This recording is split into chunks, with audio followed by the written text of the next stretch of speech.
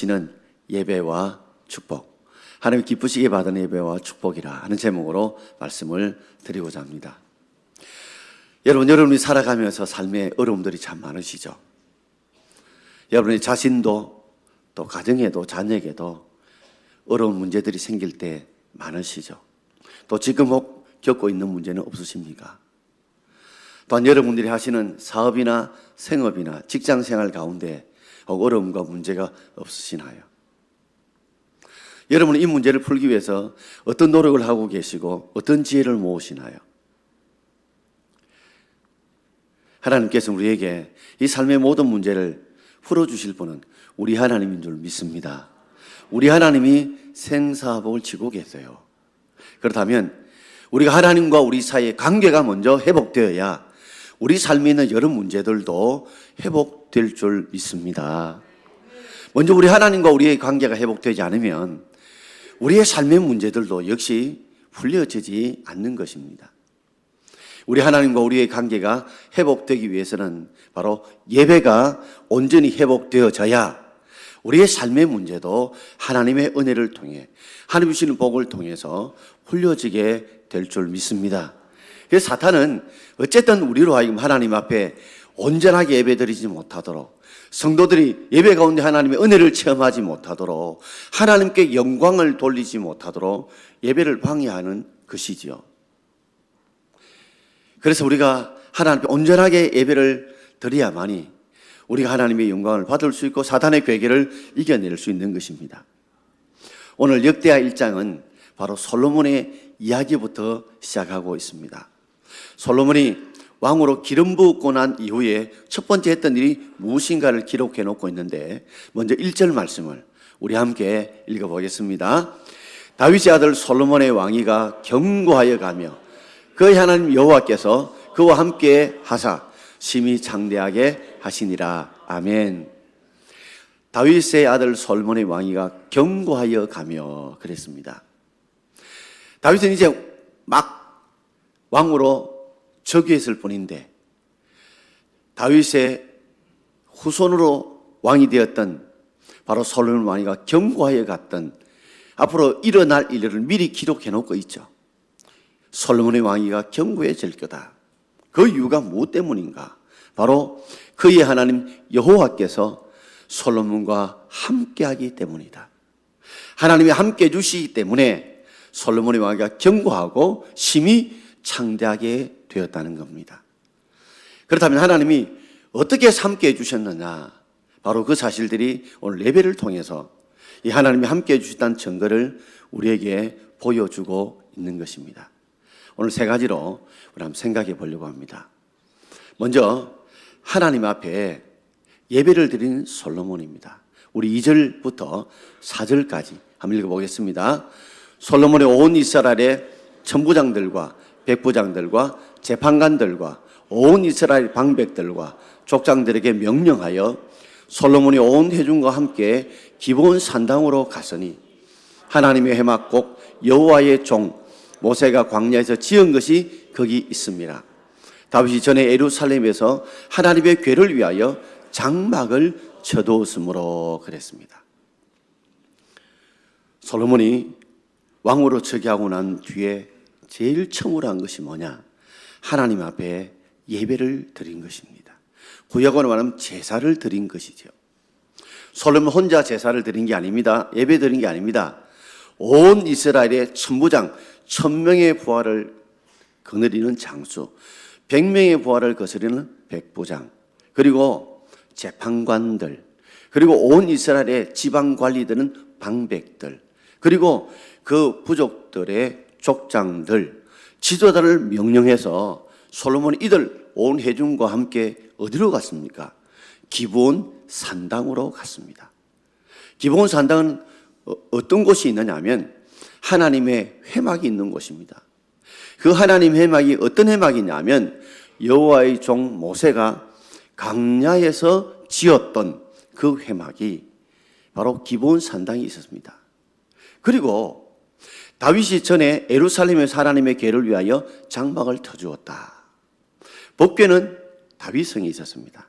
그래서 여기 아주 중요한 관점을 기억해야 합니다. 당시에 다윗이 하나님의 성전을 짓고 싶어서 법궤를 다윗성으로 모셔왔어요. 그리고 다윗성에 법궤를 모셔놓고 하나님의 궤를 모셔놓고 그게 장막을 쳐서 보관하고 있었고, 나머지 그러면 모든 성막의 기구들은 어디 있었냐면 기본 산당이 있었다는 말이에요.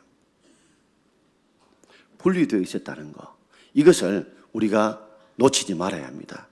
왜냐하면 하나님의 예배를 드리면 법궤 있는 곳에 예배를 드려야지 왜 기본 산당에 갔을까라고 하는데, 법궤만 다윗성에 있었고 나머지 모든 성막의 기구들은 다 어디로요? 기본 산당에 있었습니다. 산당이라는 말은 높은 곳이라는 뜻이에요. 기본은 예루살렘에서 북서쪽으로 약 11km 정도 떨어져 있는 곳이었고, 그게 성막의 기구들이 다 있었는데, 그 번제단, 놋제단이 바로 기본 산당이 있었습니다. 일천번제, 1000마리의 희생 제물을 하나님께 태워드리려면 번제단이 있는 곳에 가야 되죠. 그것이 바로 어디에 있었다고요? 기본 산당에 있었다는 말입니다. 자, 우리 6절 말씀을 우리 한번 읽어보겠습니다. 여호와 곧 회막 앞에 있는 놋제단을 솔로몬이 이르러 그 위에 1000마리 희생으로 번제를 드렸더라. 자, 기본 산당에 바로 놋제단이 있었습니다. 번제단, 놋제단 같은 말인데, 번제단의 것은 태울 번자입니다. 짐승을 태워서 제사 드리는 단이라 해서 번제단. 놋제단은 그 번제단을 만든 재료가 뭐라고요? 놋으로 만들었다, 청동으로 만들었다 해서 놋제단이라고 하는데 같은 말입니다. 목적이 짐승을 태운 데에서 번제단, 재료가 놋으로 만들어서 놋제단, 그렇게 부르는지만 같은 의미입니다. 이 놋제단, 번제단에서 이제 1000마리의 희생제물로 번제를 솔로몬이 모든 치도를 모아놓고 희생제물로 드린 것입니다. 이전에는 1000번제라 이렇게 우리 성경에 기록되어 있죠. 1000번제랑 우리가 헷갈리는 게 1000번의 제사구나 라고 생각하는데, 그게 아니라 1000마리의 짐승을 들여서 태워드렸던 제사라는 말입니다. 그 번자가 태울 번자입니다. 횟수 번자가 아니라는 말이죠. 그래서 지금은 번역해서 1000마리의 희생 제물로 드렸다고 표현하고 있습니다. 어떤 분들은 1000번제 우리가 하나님 앞에 우리가 헌금 드린 거 잘못되었다라고 혹 생각하는 분들이 계십니다. 그렇지 않습니다. 솔로몬은 1000마리 희생 제물을 한꺼번에 드렸지만 우리는 한 마리 한 마리를 그렇게 희생 제물로 1000번 나누어 드린다 할지라도 하나님 앞에 믿음과 정성으로 드린다는 그 의미는 그렇게 다르지 않다고 생각이 듭니다. 특히 번제는요, 이런 특징을 가지고 있습니다. 다른 모든 제사들은 제사를 드리고 나면 제사를 드린 자와 제사장이 그 음식을 나누어 먹을 수 있지만, 번제는 통째로 피를 다 빼고 난 뒤에, 내장을 빼고 난 뒤에 통째로 태워서 드리는 제사입니다. 그러므로 이 솔로몬이 이렇게 번제를 드렸던 이유는, 이 솔로몬의 가정을 보면 솔로몬은 이 다윗과 우리아의 아내 바세바 사이에 첫 번째 태어났던 아들은 불륜으로 인해서 하나님이 쳐서 죽이셨습니다. 그리고 이 다윗과 우리 아내 바세바가 두 번째 태어난 아들이 바로 솔로몬입니다. 형제의 난을 극복하고 하나님께서 다윗에게 솔로몬에게 기업 부름 바라라고 하는 하나님의 그 지시를 통해서 솔로몬이 다윗 다음에 왕이 되었지요. 그러니 자기 출신 성분도 그렇게 좋지 못하고 형제의 난을 극복하고 그 어려운 가운데 하나님이 당시 나이 21살인 이 부족한 나에게 하나님의 은혜를 베푸셔서 이 이스라엘의 왕으로 삼아주신 하나님의 은혜가 너무 감사하고, 이 부족한 자에게 하나님이 그런 은혜를 베푸신 그 은혜가 너무 고마워서 하나님 앞에 이렇게 1000마리의 희생제물로 하나님 앞에 부어드린 것입니다. 희생제물로 바친 것입니다. 그리고 그 앞에 선왕이었던 다윗이 하나님 마음이 아파하면서 얼마나 북국 광병에 놀라운 나라를 발전시키고 이 백성들을 평화롭게 이끌가며 또 하나님의 뜻에 맞추어서 그 일을 감당했는데 거기에 비해서 자신은 너무 부족하고 너무 연약하거든요. 그래서 하나님 앞에 감사를 드리면서 영광을 돌리면서 하나님, 이 부족한 나에게도 하나님 은혜 베풀어 주셔서 이 백성들을 아버지 선왕 다윗처럼 잘 섬길 수 있는, 헌신할 수 있는, 하나님 앞에 내 자신을 희생할 수 있는 그런 은혜를 부어달라고 드렸던 제사가 바로 번제입니다. 그러니 번제의 의미는 바로 하나님께 영광을 돌릴 뿐만 아니라 내가 주님 앞에 희생하고 헌신하고 섬기겠다는 그런 감사의 마음으로 드렸던 제사가 바로 번제지요. 보통은 번제를 드릴 때에 짐승의 한 마리를 이 번제단 위에 태워드립니다. 번제단은 가로 2.3m, 세로 2.3m, 높이 1.4m에 이 불을 태우는 제단이죠. 밑에서 불을 태워서 그 후 철망 위에 짐승을 올려놓고 불을 붙여서 짐승을 다 태워서 제를 만드는데 보통은 한 마리만 드리면 되거든요. 그런데 이 솔로몬은 하나님 은혜가 너무 감사하고 그리고 하나님 이 부족한 자가 앞으로 주께 헌신하겠다는 하나님께 희생하고 충성하겠다는 의미로 이 천 마리의 희생 제물을 드렸습니다. 그런데 무슨 제물을 드렸다는 것은 성경에 기록하고 있지는 않아요. 하나님께 번제를 때는 소, 또 양이나 염소, 그리고 가난한 백성들은 비둘기를 드리라고 했습니다. 다른 모든 제물들은 다 짐승을 벗겨내고 내장을 벗겨내고 다 피를 뽑아내고 태워드리지만 그러나 이 가난한 사람도 번제를 드리고 싶은데 드려야 되는 그런 상황에 비둘기를 드리면 그게 털 다 벗겨내고 이래 보면 남는 게 뭐 있어요. 그래서 비둘기는 통째로 드리도록 하나님이 그만큼 아름답게 가난한 자들을 배려하신 것입니다. 그런데 번제단에 가로 2.3, 세로 2.3m, 높이 1.4밖에 안 되는 거기에다가 만약에 소를 바쳤다고 생각해 보십시오. 소를 바쳤는데 소를 적어도 불을 태우려면 학자들이 하면 한 30분 정도는 걸린다고 그래요. 그러면 30분에 소 한 마리를 만약에 태운다고 한다면 1시간에 2마리밖에 못 태워요. 하루가 24시간이에요. 많이 태워도 50마리 정도 태운다면 약 20일 이상 동안에 번제를 드렸다는 것을 학자들이 추측할 수가 있습니다. 어쨌든 하나님 앞에 이렇게 자신을 희생해서 하나님 앞에 아름다운 희생제물로 하나님 앞에 바치게 되어진 것입니다. 여러분 삶에 있어서도 지금까지 지내온 하나님을 너무 감사하고 또 남은 생에 하나님의 헌신하고 충성하게 살아갈 수 있도록 그런 마음으로 우리가 번제를 드리는 것, 이게 바로 예배이죠. 예배.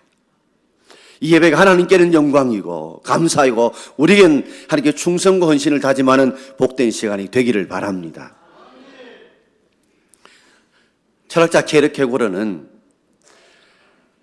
예배자와 연극 배우를 아주 유사한 관점이 많다라고 비유를 들어서 이야기한 적이 있습니다.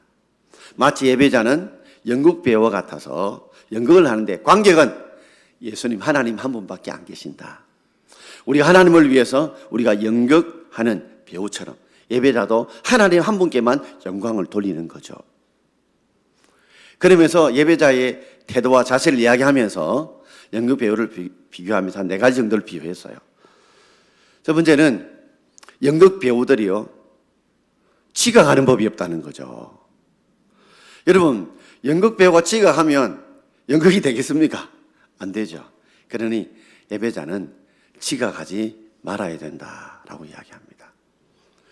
두 번째는 연극 배우는 졸지 말아야 된다는 거죠. 여러분, 연극하는 사람이 졸면 됩니까? 졸면 안 되죠. 그러니 당시에 쿰랑 공동체에 그래 보면 예배하다가 조는 사람들은 한 달 동안 예배 금지령이 내렸다 할 정도로 철저하게 예배에 집중해서 예배를 드렸다고 합니다. 또 연극 배우가 연극이 끝나기 전까지 밖에 나간 일이 없잖아요. 그렇잖아요. 그처럼 연극하는 모든 사람들은 우리가 축도가 마칠 때까지 끝까지 예배를 드리고 우리가 나갈 수 있길 바랍니다. 중간에 막 밥 먹는다고 급하게 말씀만 듣고 나가는 건 온전한 예배가 아니라는 거죠. 그리고 영국 배우는 영국 대사를 충분히 알고 그 흐름을 따라가듯이 적어도 우리가 예배를 드렸다면, 예배에 집중했다면 오늘 들었던 말씀의 제목과 내용이 무엇인 정도는 우리가 알아야 되어진다라고 연극 배우와 예배자를 비유하고 있습니다. 오늘 우리 하나님 앞에 2018년도는 우리가 온전한 하나님의 예배를 드리길 원하는데 그것이 바로 주님이 복받는 통로인데 우리 모두 온전한 예배를 드릴 수 있는 저와 여러분 되기를 주의 이름으로 축원합니다. 자, 예배를 드렸던 솔로몬. 그럼 두 번째로 예배를 받으시는 하나님. 하나님께서 솔로몬의 예배를 받으셨는데 우리 7절 말씀을 우리 함께 읽어보겠습니다. 7절입니다. 그날 밤에 하나님이 솔로몬에게 나타나 그에게 이르시되 내가 내게 무엇을 주랴 너는 구하라 하시니. 우리는 분명하게 알아야 되는 것은 우리가 하나님께 예배를 드리면 하나님 반드시 우리의 예배를 받으실 줄 믿습니다. 하나님이 얼마나 솔로몬의 예배를 기쁘시게 받았으면 그날 밤에 일점 번제를 드리는 그날 밤에 솔로몬에게 나타나셨어요. 그리고 내가 내게 무엇을 주랴 하면서 하나님이 솔로몬에게 은혜와 복을 주고 싶은 마음을 친히 표현하셔서 꿈 가운데 나타나신 것입니다. 혹 어떤 분들은 솔로몬이 1,000마리 희생제물을 드려서 하나님이 기뻐하신구나. 절대 그런 게 아닙니다. 우리 하나님은 외모를 보지 않으시고 중심을 보실 줄 믿습니다. 1,000마리 희생이기 때문에 하나님이 귀하게 보신 게 아니라 그 1,000마리 희생을 드리던 그 마음의 중심이 하나님을 기쁘시게 했다는 거예요. 하나님 은혜가 얼마나 감사했으면 이 모든 걸 드려도 아깝지 않고 이 모든 걸 드렸으라도 내가 하나님 앞에 헌신하고 충성하겠다는 그 다짐이 하나님 보실 때 너무 아름답고 귀했기 때문에 하나님께서 친히 그 예배를 받으시고 내가 내게 무엇을 주랴 구하라 그런 것입니다. 만약에 오늘 이 예배 시간에 우리 하나님께서 여러분의 예배를 받으시고 여러분 심령 속에 찾아오셔서 내가 내게 무엇을 주라 라고 구하면 여러분 무엇을 주님께 구할 것 같아요? 오늘 우리 마음속에 잊지 말아야 합니다. 예배를 드리면서 우리 하나님이 우리 예배를 받으시고 우리와 함께 한다는 사실을 놓치지 말고 잊지 않고 기억할 수 있기를 바랍니다. 보선에 고든 목사님이 계셨는데 이분이 하루는 설교를 준비하다가 잠시 졸다가 책상에 엎드려서 졸게 되었습니다. 자게 되었습니다. 그러다 꿈을 꾸게 되었어요. 꿈을 꿨는데 그 예배당에 많은 성도들이 함께 앉아서 예배를 드리는데 마침 예배에 딱 집중하고 있는 30대 청년이 보이는 겁니다. 여기도 많은 분들이 함께 예배 드리지만 저와 눈을 마주치면서 예배에 막 집중하는 분들이 보이거든요. 그런 분들에게 제 눈에 들어온단 말이에요. 아마 고든 목사님 볼 때도 그 30대 청년이 너무 예배에 집중하고 예배 드리는 모습을 보고 우리 교회는 아닌데 싶은 마음이 들었대요. 예배를 마치고 이제 인사를 하러 나가게 되는데 인사하는 중에도 보니까 그 청년이 없어요. 그래서 목사님이 안내위원에게 물었대요. 혹시 그 30대 청년이 혹시 아느냐고. 그러니까 안내위원이 알고 말고요. 그분은 예수님이세요. 이러다가 놀래가 잠에 깬 거예요. 이분이 그 감정 속에서 책에 기록하면서 내가 그동안 놓쳐버렸던 것이 있었구나. 이 예배 가운데 하나님이 예수님이 함께 한다는 사실을 내가 놓치고 있었구나. 하나님께서 내게 이 예배 가운데 하나님이 예수님이 함께 한다는 사실을 깨우치기 위해서 나로 하여금 이런 꿈을 꾸게 하셨구나 라고 생각을 깨닫게 되었습니다.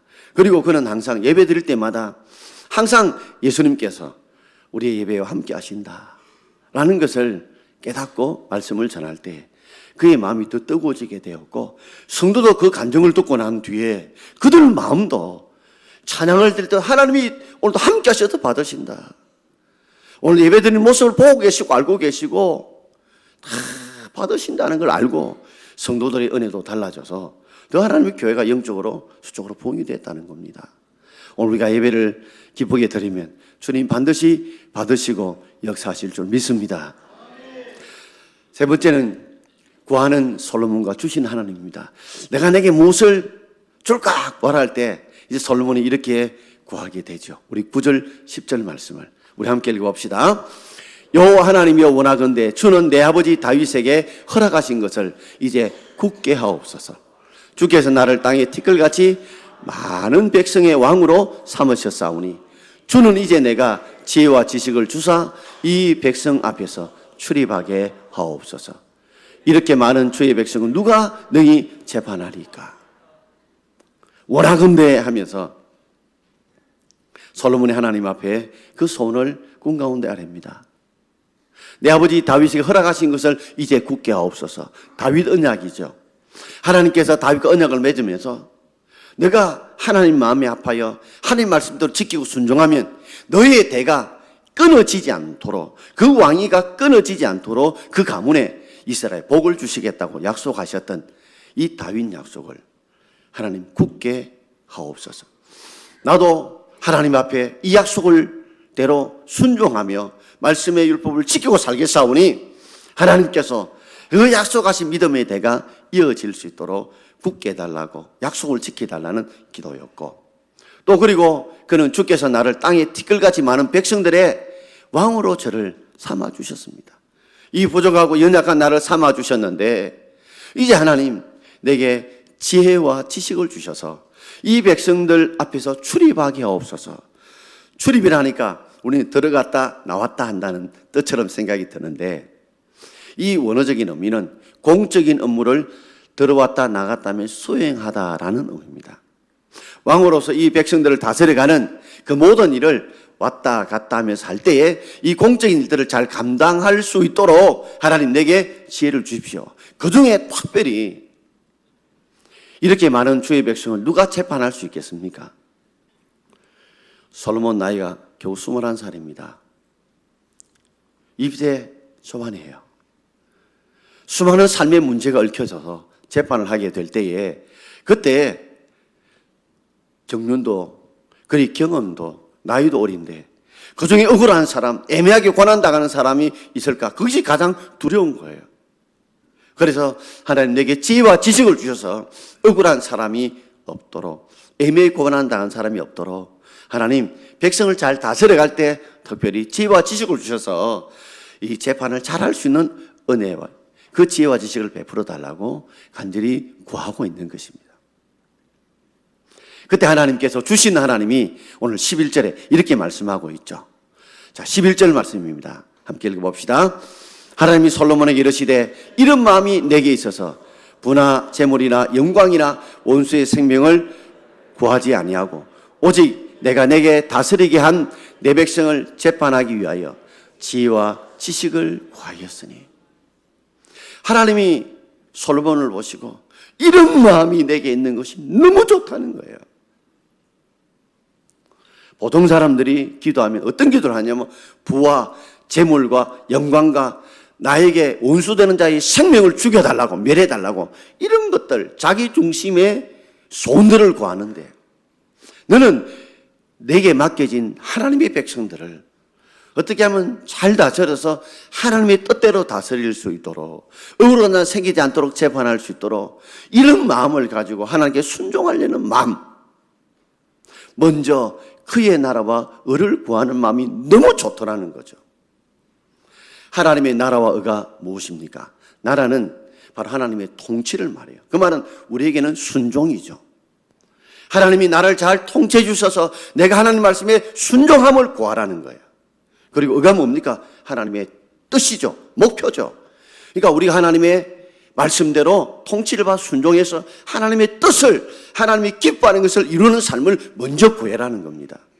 그러면 너에게 이 모든 것을 더해 주시리라. 마태복음 6장 33절에 기록했던 바로 그 기도가 바로 솔로몬의 기도였어요. 하나님이 그 마음을 보시고 너무 기분이 좋은 거예요. 그리고 12절에 이렇게 기록하고 있죠. 자, 12절입니다. 그러므로 내가 내게 지혜와 지식을 주고 부와 재물과 영광도 주리니 내 전의 왕들도 이런 일이 없었거니와 내 후에도 이런 일이 없으리라 하시니. 할렐루야. 하나님이 내게 지혜와 지식을 주는데 거기에 덧붙여서 뭐요? 부와 재물과 영광도 주겠다는 겁니다. 부와 재물과 영광은 솔로몬이 구한 것이 아니에요. 그런데 하나님의 마음을 합하니까, 먼저 그의 나라를 구하니까, 을을 구하니까 이 모든 걸 더해 주신 것이 뭐요? 부와 재물과 영광도 주신 것입니다. 사람들이 하나님의 나라와 을을 구하지 않고 하나님의 순종과 하나님의 뜻을 구하지 않고 먼저 부와 재물과 영광을 구하면요, 그 사람 하나님과 멀어져요. 자기 욕심대로 살아요. 그런데 하나님의 뜻대로 살겠다고, 순종하겠다고 지혜와 지식을 구하니 이런 사람에게 부와 재물과 영광을 줘도 하나님의 뜻대로 아름답게 사용하겠다 싶어서 하나님이 그에게 지혜와 지식뿐만 아니라 부와 재물과 영광도, 부귀도 주신 줄 믿습니다. 지식은 우리가 아는 것의 측면이라면 지혜는 그 지식을 어떻게 활용하고 적용하는 것이죠. 그래서 솔로몬이 재판을 할 때 보면 아이는 하나고 엄마는 둘일 때 서로 아이 엄마라고 하니까 아이를 둘로 나누어라 할 때 하는 엄마가 아닙니다, 저 주십시오 할 때 모정을 통해서, 엄마의 모정을 통해서 진짜 엄마를 차단했던 것도 바로 그 지혜와 지식을 통해서 하나님 주신 은혜로 억울한 적 없이 재판했던 사건이 성경에 기록되지 않습니까? 그리고 솔로몬은 꿈을 꿨고 13절에 보면 그때서 비로소 이제 솔로몬이 이스라엘을 다스렸다라는 장면이 기록되어 있거든요. 그러니까 이게 침식 후에 첫 번째 하나님께 예배를 드렸고, 예배를 받으신 하나님께서 꿈 가운데 나타나셨지만은 그 약속대로 뭐요? 그에게 지혜와 지식도 주셨고 부와 재물과 영광을 주심으로 하나님이 함께 하심으로 그의 솔로몬의 왕위를 견고하게 하시고 심히 창대하게 한 줄 믿습니다. 여러분들도 우리 하나님 앞에 예배 드릴 때마다 하나님 우리 예배를 받으신다는 그런 마음으로, 함께 한다는 마음으로 예배 드리길 바랍니다. 그러면 반드시 하나님이 예배 가운데 우리 함께 하시고 우리 기도 가운데 역사하실 때에 하나님이 우리에게 부와 재물과 영광과 지혜와 지식도 다 줄 수 있는 분이 우리 하나님인 줄 믿습니다. 자녀들 키우려고 막 좋은 학원, 학교로 옮겨 다니며 하는 것보다도 우리가 정말 하나님의 온전한 예배를 잘 드리게 되면 그 하나님이 우리 자녀들에게 지혜와 지식 주시면 세상 사람이 가지고 있는 지혜와 지식은 비교하지 못하지요. 부와 재물, 영광, 사람이 얻는다고 해서 하나님 주신 부와 재물과 영광과 비교 못합니다. 그래서 보면 솔로몬이 받았던 부와 재물과 영광과 지혜와 지식이 뭐요? 솔로몬 전의 왕들도 없었고 후의 왕들도 없어요. 전무후무한 그런 은혜와 복을 주신 것입니다. 오늘도 이런 은혜가 여러분께 있기를 바랍니다. 저는 끝으로 무디 이야기를 하고 마치고자 합니다. 무디 교회에 한 성도님이 양조장을 세워서 개업 예배를 드리게 되었습니다. 그래서 어떤 분은 기도하고 어떤 분은 축사를 하고 또 어떤 분은 설교를 하고 이제 모든 순서가 마치고 마지막에 이제 무디 목사님 축사로 올라갔어요. 축도하러 올라갔어요. 축도하러 올라가면서 이분이 기도를 하신 거예요. 하나님, 오늘 이 양조장이 하나님께 개업 예배를 드리고 내일부터 양조장이 문이 열릴 겁니다. 하나님, 내일 양조장 문이 닫혀지게 해 주옵소서. 가동되지 않게 해 주시옵소서. 이 양조장이 만들어지면 수많은 술이 만들어질 것이고 성령의 술을 먹고 타락하게 될 것이고 많은 사람들이 이 술을 친해가지고 잘못된 일을 하게 될 것입니다. 하나님, 이 주인, 양조장 주인의 마음을 오늘 밤에 감동시켜 주셔서 내일 양조장 문이 닫히게 해 주옵소서 하고 축도를 한 거예요. 만약에 제게 그런 양조장에서 개업 예배를 들어오면 저는 안 갈 겁니다. 아예 안 갈 것 같아요. 안 가야 되고요. 마치 원래 리셉션 하려고 막 음식 차려놨는데 사람 다 가버렸어요. 막 뜨고 막 불같이 올라오는데 막 물을 확 쏟아부은 겁니다. 역시 모든 목사님이가 그렇게 하신가 봐요. 양조장 주인이 처음에는 막 속이 부글부글 끓어올랐어요. 그리고 밤중에 잠이 오지 않는 거예요. 그러다가 기도를 하게 됐는데 기도 가운데 하나님이 그 가운데 찾아오셨어요. 그리고 자신이 잘못된 걸 깨달았고 그리고 그 양조장 문을 열지 않았다는 겁니다. 그리고 그 양조장이 무디 신학교로 바뀐 거예요. 할렐루야. 여러분, 우리가 하나님의 뜻대로 우리가 순종할 수 있는 그런 은혜가 저와 여러분께 있기를 바랍니다. 오늘 하나님이 기뻐하시는 예배와 축복에 대해서 묵상하면서 오늘도 분명히 하나님이 기뻐하는 예배를 드리시고, 그리고 여러분들께서 반드시 하나님 함께 하시고 예배를 받으신다는 걸 깨달고, 그렇게 먼저 그 나라 그를 구하면 하나님 이 모든 것도 여러분께 더해 줄 줄 믿고, 그런 은혜와 복이 2018년 예배 가운데 충만하기를 주의 이름으로 축원드립니다. 아멘. 기도하겠습니다.